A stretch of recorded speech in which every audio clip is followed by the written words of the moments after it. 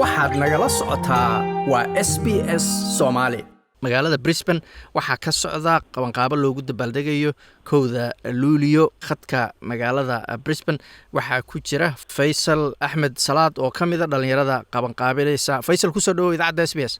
walaal xasan, waa mahadsan tahay. barnaamijku waan ku dhawahay. marka koowaad waxaan doonayaa inaan salaamo dhammaan dhegeystayaasha barnaamijkan oon ilaahda Soomaali meel kasta oo ay joogto sanad guura wacan. waa gartay, bal barnaamijkan aad qabanqaabinaysaan muxuu yahay? xaflad noocee noqonaysaa?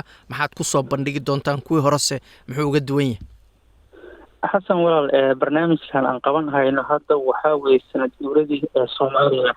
barnaamijaan ugu dabaaldegi hayno waxaanan qabanaynaa taariikhda marka ay tahay 7 August, 7 bisha 8 ee sanadkan 2021. xalfadan ujeedkeeda waxaa weeye in la muujiyo maalintii maaragtay Soomaaliya ay heshay xorriyad ay ka heshay gumaysan jiray, in maaragtay Soomaalida joogto gobolka Queensland gaar ahaan magaalada Brisbane ay isu yimaadaan oo maaragtay dhaqankoodii iyo astaantii qaranka ay maaragtay ay meesha kusoo bandhigaan, inay noqoto maalin ummadda Soomaaliyeed ee joogta halkaan ay isku wareystaan, isku arkaan, ay ku wada sheekaystaan. taa weeye ujeedka aan ka leenahay xalfadda inaan qabanno. waa gartay, marka kuwii hore maxay uga duwanaan doontaa? walaal, kuwii hore waxay ugu duwanaan doontaa xalfadii hore inta badan waxaan samayn jirnay Soomaalida oo keliya ayaa maaragtay aan ku casuumi jirnay inay timaado. tribkan way ka duwan tahay.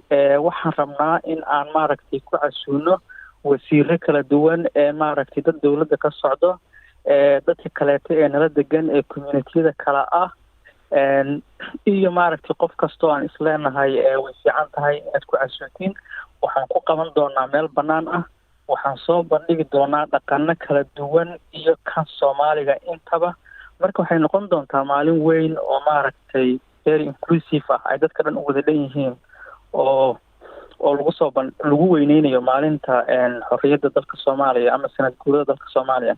waa gartay, marka dad ka soo qaybgeli doona ama Soomaalida ama dadka ajaaniibta 1960kii iyo waqtiga xorriyadda Soomaaliya maxay inay ka dhigan tahay? maxaad u sheegaysaan dadka? run ahaantii qowmiyad kasta waxay leedahay maalin maaragtay maalmaha ugu duwan. maalinta iyada horta waxay nooga dhigan tahay maalin qaas oo annaga Soomaali ahaan waa maalin maaragtay Soomaali dhan ay u dhan tahay, oo ah maalin aan maaragtay gumaysta xorriyad aan ka qaadanay. marka waxaan dadka u sheegaynaa waxaa weeye inaan nahay dad Soomaali ah, inaan nahay dad maalin qaas leh, dad leh dhaqan, dad maaragtay Soomaali Australian-ka ahaan diyaar u ah in dhaqankooda iyo culture-kooda ay la wadaagaan ummadaha la degan, diyaarnu ee maaragtay inay la shaqeeyaan dadyooga kala duwan ee dariska nala ah. waa garta, adigu nin dhalinyaraha tahay, inta badan qurbahaad ku nooleed baan isleeyahay. maxaad ka xasuusataa Soomaaliya iyo maxaa lagaaga sheegay xilligii gumaysiga laga xoroobay iyo 60meeyadii? maxaad ka maqashay? run ahaantii su-aal wanaagsan weeye. Soomaaliya maalintii waxaan ka xasuustaa in ay ahayd maalintii calankeena hooyo ee Soomaaliya laga suray dhulka Soomaaliyeed. ha noqoto Soomaalida caadi Soomaaliya, Soomaali koonfur ama Soomaali waqooyi ama Djibouti, intaba maaragtay waqtiyo isku kala xigo, laakiin waqti u dhexeeyey maaragtay ay ka xuruubeen dadkii gumaysan jiray markaa iyada ah. marka waxaan ka xasuustaa in ay tahay maalin Soomaaliya dhul kastoo ay Soomaali leedahay ay ka xuruubeen dadka markaa iyaga ah gumaysiga ku hayay. maxaa usoo bandhigaysaan dadka maalinta? dadka reer Brisbane waxaan rabaa inaan u sheego maalinta in aan rabno inay noqoto maalin aada u weyn ah. waxaa maalinta iyada ah aan diyaarinay oo diyaar noo ah barnaamijyo aada u kala duwan oo xiiso badan. waxaan soo bandhigi doonaa dhaqan maaragtay dhaqanka Soomaalida ayaan meesha kusoo bandhigi doonaa. waxaa kale oo maaragtay aan keeni doonaa geel oo qaarkood ka mid ah ay noqon doonaan display, qaarna ay noqon doonaan dadkii in ay fulaan maalinta geela asaga ah ama ay sawiraan ay ku dulgalaan.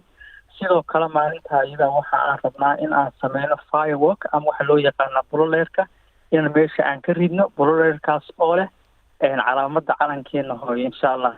marka waxay noqon doontaa maalin weyn. dadweynaha ku nool Brisbane waxaan ugu baaqayaa insha allah maanta si nagala soo qayb qaataan waxaana ku dhiirigelinayaa in ay kusoo labistaan dharka astaanta calanka insha allah. waa gartay. kaasuna wuxuu ahaa Faysal Axmed Salaad oo khadka telefoonka ee magaalada Brisbane iigu warramaya. Faysal, aad mahadsantahay. ma doonaysaa sheekooyinkan oo kale ka dhegayso Apple Podcast, Google Podcast, Spotify ama meel kasta oo aad podcastigaaga ka hesho.